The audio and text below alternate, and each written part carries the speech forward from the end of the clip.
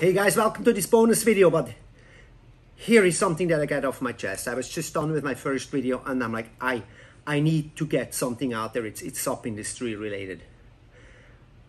The other day, browsing the internet, I'm running across an ad for SUPs, inflatable SUPs in a sub 700 price range by a brand no other than Hurley.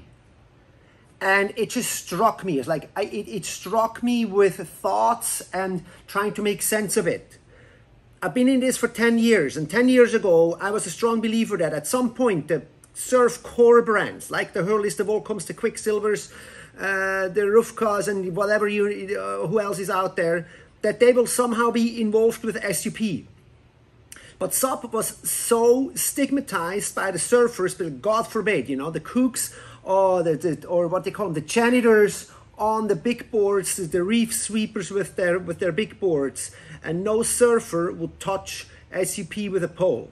No surf brand would touch SUP with a pole.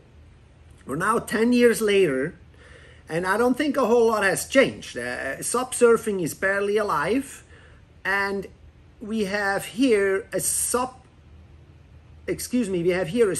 brand that is coming out with inflatable SUPs as cheap as you can buy them at Costco or in Europe if you're at the Aldi or some of those Lidl boards. And I really don't understand this. I do not understand why would they do that. I mean, if you're a core surf brand, why not at least make decent quality SUP surfboards and bring a guy in like, say, Sean Pointer, for example, if anybody remembers Sean, a big-time surfer and SUP SUP surfing world champion.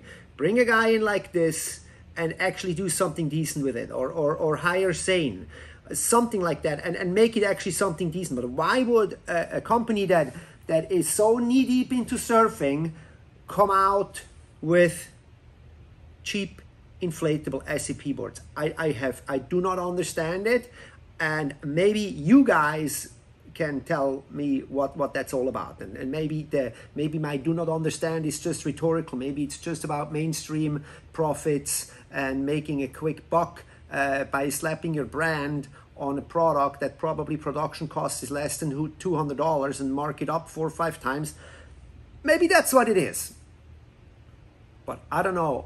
If for me, that thinks of marketing and what kind of message this is sending out, I really don't understand, particularly for brands that would not put a dime into SUP and whose team riders and whose followers do not touch SUP, except of course I want to point out that yes, Kai is a Hurley guy, and yes, Kai SUPs. So maybe make one for Kai. Maybe put a Hurley board and put one for Kai, a SUP, a big wave surfboard. Maybe that would help. But the cheap inflatable, I don't get it. I don't see it. I don't know what you guys think, but I really needed to get this off my chest and put it out there and wonder what you guys thinking. And that is it for now. And we'll see you guys in the next video.